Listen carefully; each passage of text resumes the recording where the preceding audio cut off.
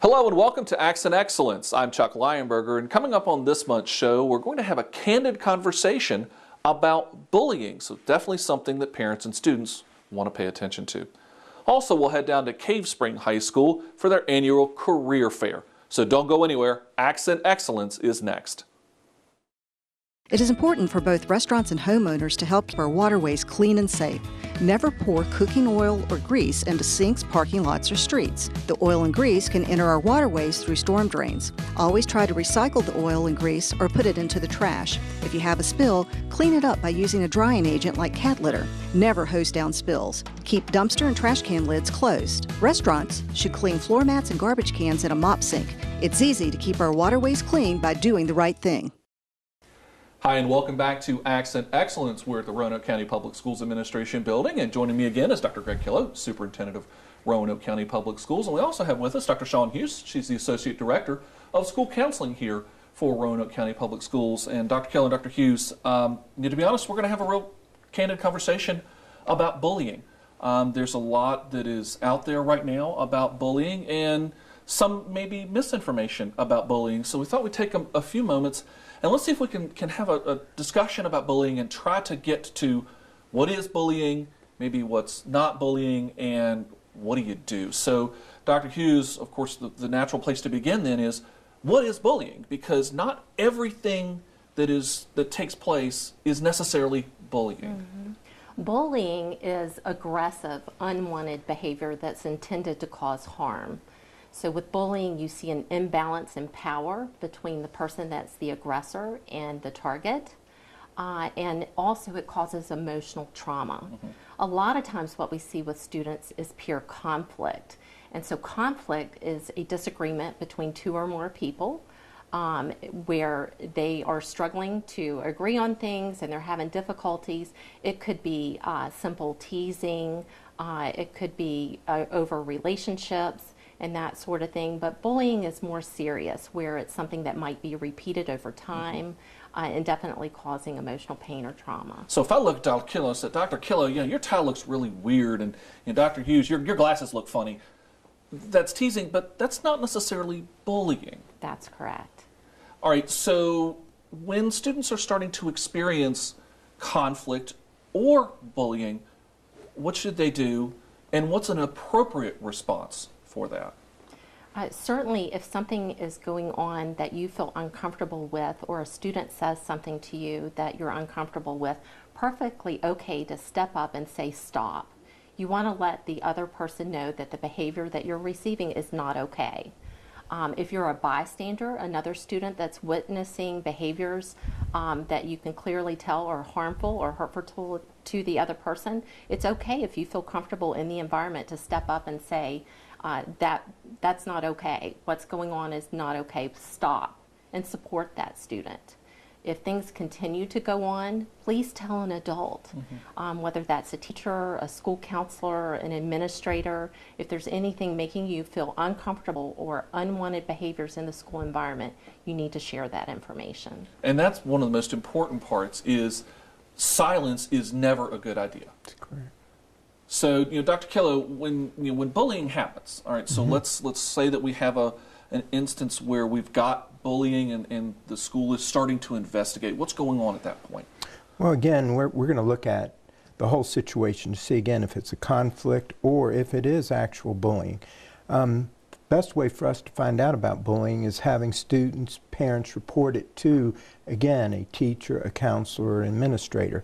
And we want to emphasize that, not to take the actions into your own hands, but to involve adults, because many times the bulliers may not even know that they're really bullying. It may be other issues that are causing this. So what happens is when we begin this process is we begin an investigation. We look into it.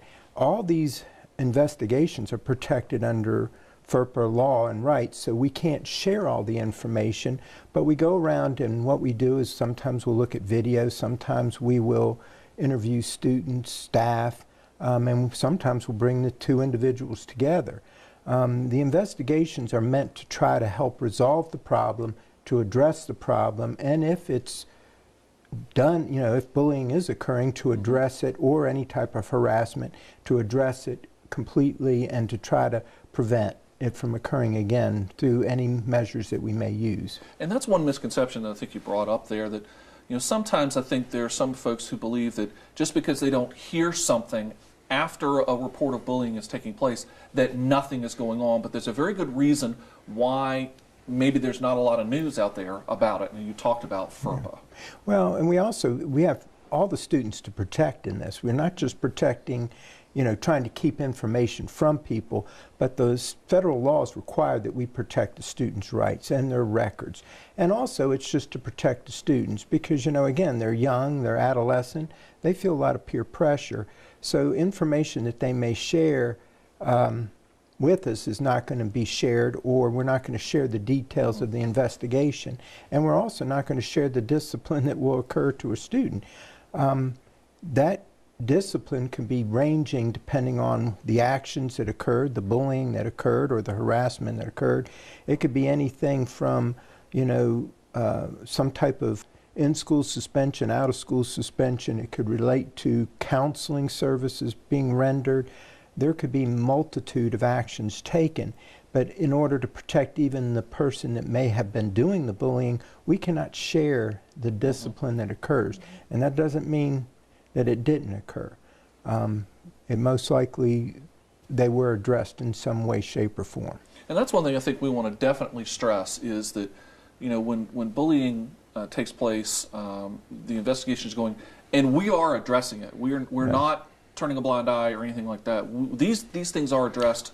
Well, if you looked at the number of bullying cases that we deal with in a year, it shows that we're being very proactive. We've stationed teachers out in the hallways. We're asking our teachers to be more engaged in the school and in the lives of students, to build relationships with students, having our counselors out in the halls when students are out in the halls. Why are we doing that in the lunchroom? So that we're visible, mainly to prevent, but also that students can easily get to a teacher or a counselor or an administrator to make their concern known. And Dr. Hughes, we have a lot of programs that take place in our schools throughout the year to teach kids about bullying, to, as Dr. Killer said, help some of those students who maybe don't recognize that what they're doing maybe is being harmful to somebody else. That's right. We offer different types of educational programs in the elementary schools. We focus on character counts. There's typically lessons that are being taught to our students about bullying. Our student assistant programs in the middle and high school levels are doing presentations about what bullying is, but also what the resources are and how students can access information or obtain help if they need it. And finally, Dr. Killo, working with parents, and whenever there is a type of situation dealing with bullying, we're obviously working very closely with parents. We want parents to be part of those discussions. If parents maybe aren't getting the resolution they're looking for, what's the process to advance that forward? Okay, again, if they feel like they've gone to a teacher or a counselor and something hasn't been resolved, they need to advance that to the principal or assistant principal. If after they've met with the principal and they don't feel like that works well, it usually comes up here to the central office, and Dr. Ken Nicely would deal with it or address it, or even Dr. Hughes. It could escalate to the point where it would come to my office, and when those happen, we don't just pass them off. We go back, we will review all of the information collected. We may even look at documents they've collected. We'll review videotapes. We'll ask them a whole lot of questions. Again, if I'm the parent of the child that has been harassed or bullied, we understand and care and respect, but we cannot share what we've done with the other students. We may not even be able to share, will not share all the information in the investigation, but you can be assured that through this process and through this procedure, we will address and serve what's in the best interest to keep our students safe and bully-free.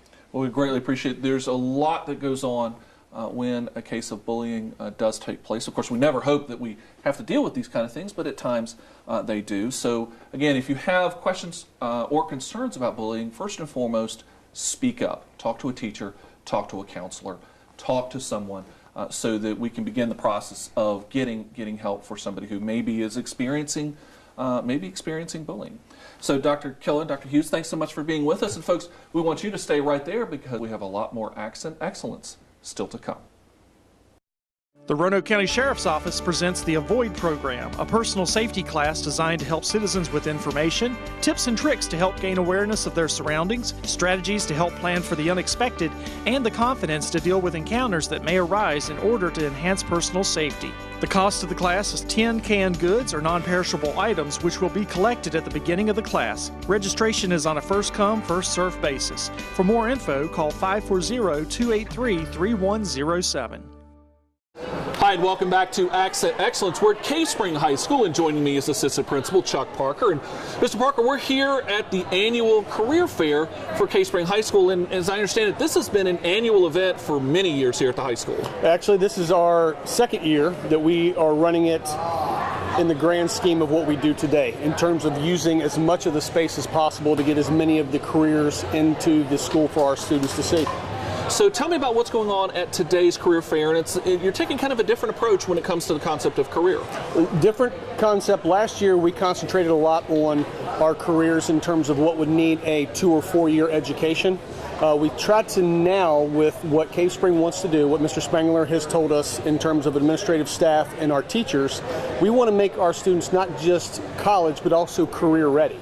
And what we're doing is we're trying to make sure that we get some more folks in the trades, in terms of plumbing and welding, carpentry, those types of careers, so that students can leave here, go do either an internship, an apprenticeship, earn a certificate, and then go ahead and go to the workforce, because we're finding out that there's a lot of jobs out there that we can't do even as college professionals.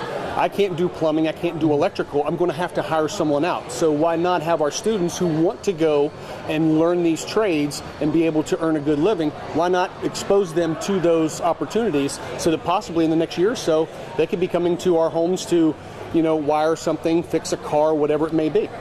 Because we've talked about before on the show here, as you said, many of the jobs that are out there, the available jobs, are not necessarily ones that necessarily require a 4-year degree. A 2-year program might be helpful, but as you said, more importantly are those certifications and accreditations. Exactly. And we talk to some students and we talk to them about, hey, if I want to become a mechanic, you might need to go and take a couple courses on accounting, possibly some bookkeeping if you want to run your own shop, because you're going to be doing inventory, you're going to be doing ordering of materials, you're going to be doing a payroll. You might need to learn some legal background in terms of being a small business owner or an LLC. So it's not that they're not going to attend some college courses, they just might not have a 4-year college degree, but they're going to get the courses necessary to be successful participants in our community later on. And speaking about the community, we have a number of folks here from the community. So who all is here today and speaking at their career We fair? have a lot of medical folks in this today. That's actually our biggest career cluster, is our medical field. We have everyone from nursing to the water authorities coming in terms of biologicals, in terms of the health and what's going on with the Virginia Western Water Authority. We have VDOT in. We have, like I said before, plumbers. We have electricians. We have folks that are in the legal field. We have lawyers. We have a Commonwealth's attorney. We have court reporters. We have independent artists. We have a baker that's in today that's bringing in some of her goods to show that, okay, this is a small business. If you really enjoy the culinary arts, we can go there through our Burton, which is someone else who we brought in. We brought in Burton, and Burton has their criminal justice, Arnold R. Burton. They have their welding program, and then the overall program in terms of helping our students. So when they come in, they can kind of look and see what opportunities are there, and it helps them also in scheduling their courses as we move on into the spring. Another key message, and it's part having the students do this, is getting parents to understand that the jobs that are out there right now are maybe a little different than people thought 10 or 20 years ago. Oh, exactly. And it is changing, whereas we're very technologically based now. Even some of our mechanics, you're doing diagnostic testing. So, but the good thing for us is with our students, they're technology based anyway, because we have the laptops and everyone has their cell phone, so they are really engaged in those career opportunities to where it's not only hands-on, they are using some of the technology that's out there, and it's almost per se kind of, we say, in their wheelhouse, to where they're familiar with some of the programs that are going on in terms of spreadsheets and different apps that are going on. And a lot of the companies who we have in have apps. VDOT has apps that they use, and so it goes into, and we talk about, in working with VDOT, you could be working on the road as a surveyor, but you could also be in the background being one of their engineers and looking at the roads and the conditions in terms of weather and cancellations. So we've had some groups of students come through, and by the way, this is also open to the 8th graders over at the middle school, and so they have come and experienced this. What's been the feeling from students so far? The students, as we had last year, was really positive. What we did, and Mr. Spangler did a great job of getting a little questionnaire out to the students to say, okay, what did you like? What didn't you like?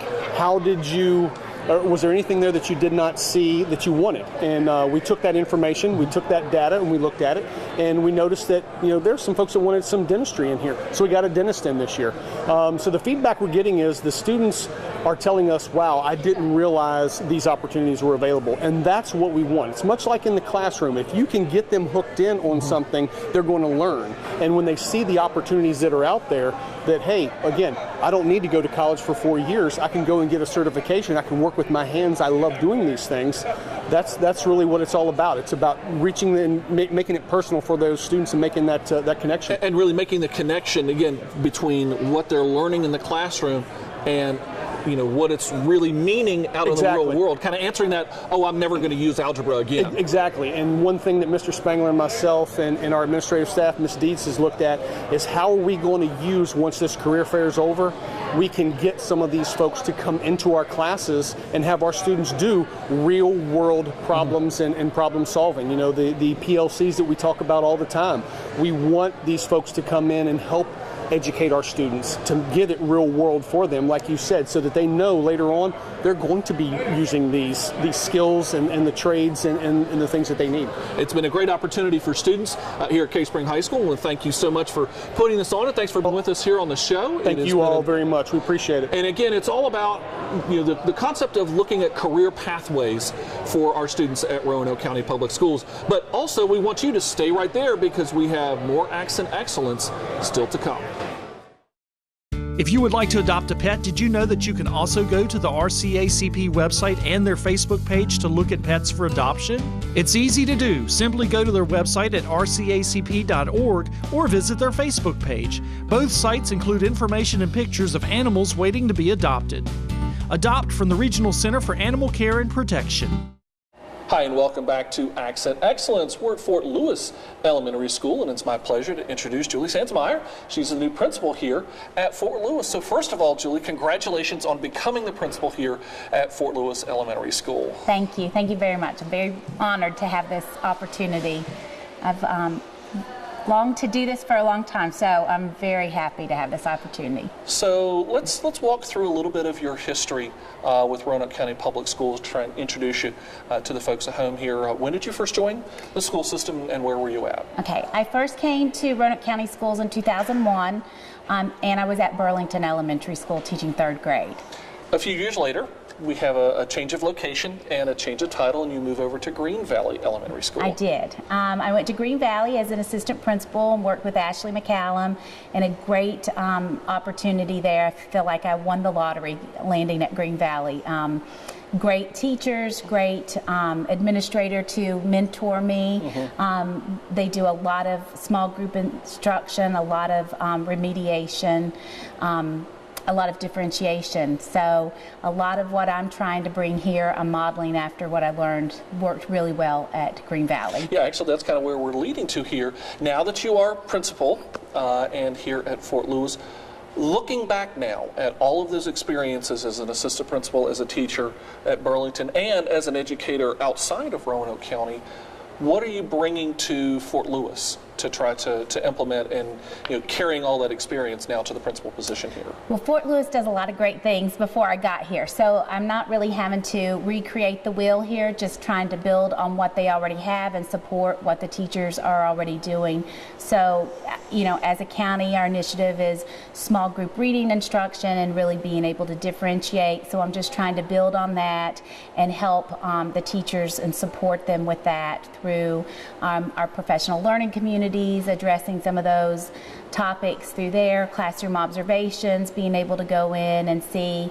I've had a lot of experience with reading instruction, so sometimes I can give a fresh approach, not that they're doing anything wrong, but sometimes it's nice to have a new perspective. So I'm able to come in and give some new insights on some things, and then I'm learning some new things from them. So it's very nice that I'm trying to take everything that I've learned from my past and put it together and meld it so that we can really have great differentiated instruction for our students. Fort Lewis is a very tight-knit community. It is. Very similar to some of the other communities you've come from.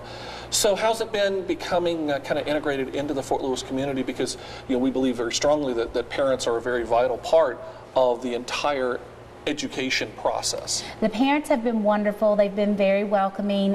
Hit the ground running with the PTA. We had a fun run right at the beginning, so that was a great opportunity for me to be able to talk to the kids one-on-one and the families one-on-one, and so I knew a lot of faces at the beginning of school because I'd met so many people prior to the start of school, so that was a great way for me to get involved immediately. What are you looking forward to, as we look forward to the remainder of the school year? What are you looking forward to? I'm looking forward to, we have a lot of fun events planned academically and with the PTA, so I'm looking forward to more of those opportunities. I'm looking forward to seeing the children grow, taking what we've already got and just watching them grow, and also watching the teachers grow and watching myself grow. So I'm very excited about the professional opportunities for the teachers and for myself, and I feel like that's all just going to be a benefit to the children and the community. And what challenges do we see kind of lying ahead? Balance, trying to figure it all out. I went into administration because of my love of instruction and wanting to be an instructional leader, and so trying to maintain that balance with the day-to-day things that go on. I think every principal struggles with that, especially in the beginning, trying to make sure that you're not giving the maintenance end or the budget end more attention than the instructional end, or so just trying to set that balance and figure it all out. Well, so far, so good. So we welcome Julie to the Fort Lewis community. Congratulations. Thank and we know there's going to be many great years ahead. And folks, stay right there because we still have a lot of great accent excellence still to come.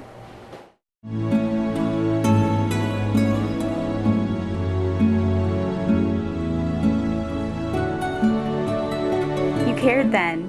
I need you to care now. Don't turn a blind eye to teenage drinking. Hi, and welcome back to Accent Excellence. We're at Glen Cove Elementary School, and joining me is Randy Queen.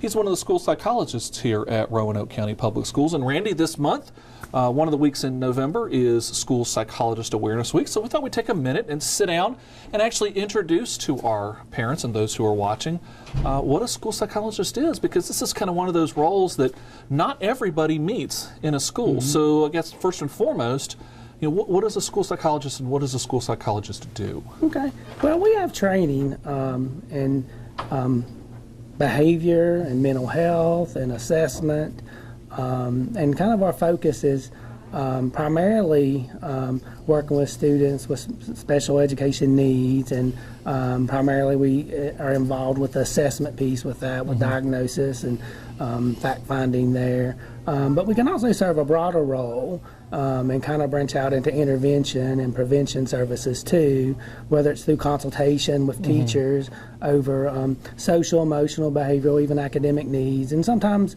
working individually with students to address some of those needs as well.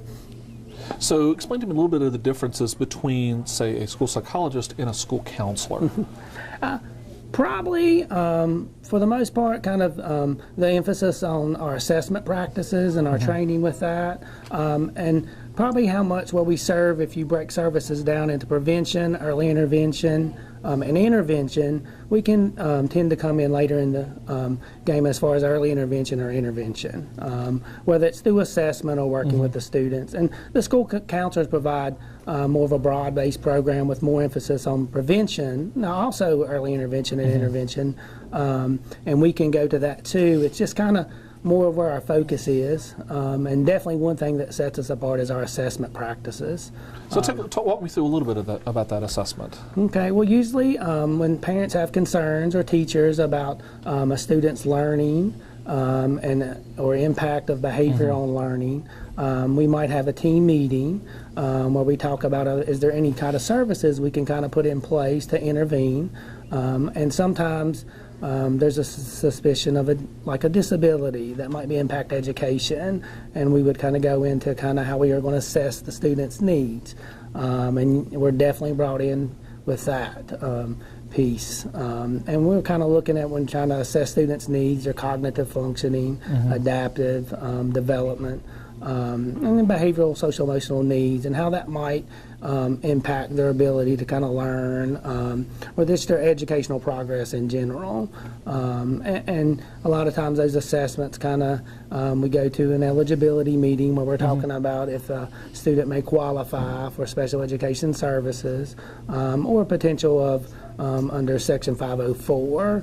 And so is there weaknesses or an impairment that impacts their functioning at schools, and are there specific services that they may require or need to kind of make progress? So in many ways, a school psychologist sounds like it's almost like an educational detective, that there's a particular problem, concern that is out there, and part of what the school psychologist is doing is to try to identify that and then find solutions for parents. I think that's a good description. I think also we have there's a broad range of services we can also find, but I think it all starts with the assessment piece and identifying needs and being that detective. And kind of knowing where you're going to begin and then where to go from there. And then, of course, the school psychologist does play an important role, as you said, with special education for things like the IEP process. But then also, further on down the line, is continuing to identify the needs or possibly seeing if things have changed. Yes, we can assist with progress monitoring and the data collection with that, and also providing some direct or indirect services to meet student needs, whether it's through counseling or any form of intervention. And it's a wonderful role, and again, it's kind of a role that a lot of parents sometimes don't see. So, if parents do have those concerns that they're looking and kind of watching their child, and they're just seeing that something just doesn't feel right, where do they begin? They would contact someone at the school, maybe the principal. You can contact the office of, for special education programs, and Director Dr. McClung. But usually it starts, with the student's teacher or principal, depending on what the concern is, and you just kind of specify what the concern is. We think we need to have an evaluation because we suspect that our child has certain needs, or my kid's struggling in school and I don't know what to do. Can you help me with that? There's 9 school psychologists in the county, and we are located at the schools, and kind of you can ask to speak directly to the school psychologist, and even if it's not where our office is located, people know how to find us, right? And they can reach us directly. But usually, classroom teacher and or principal can help with that process. And gets that process started, and from there, depending on how things go forward, our school psychologists will become involved. So thank you very much for being with us today, folks. So there you have it, a school psychologist and the many roles that our school psychologists play here at Roanoke County Public Schools. But we also want you to stick around because there's more Accent Excellence still to come. Well, that's going to do it for this month's edition of Accent Excellence. If you'd like to learn more about Roanoke County Public Schools, be sure to check us out online, and don't forget to like us on Facebook and Twitter. We also want to remind you that we're accepting applications right now for the 2018 Golden Apple Award. This is the highest award we give to a Roanoke County teacher, so you can nominate your teacher today. Just go online to the Roanoke County Public Schools website for more information. The deadline is at the end of this month. I'm Chuck Leinberger. Thanks for watching Accent Excellence, and we'll see you next time.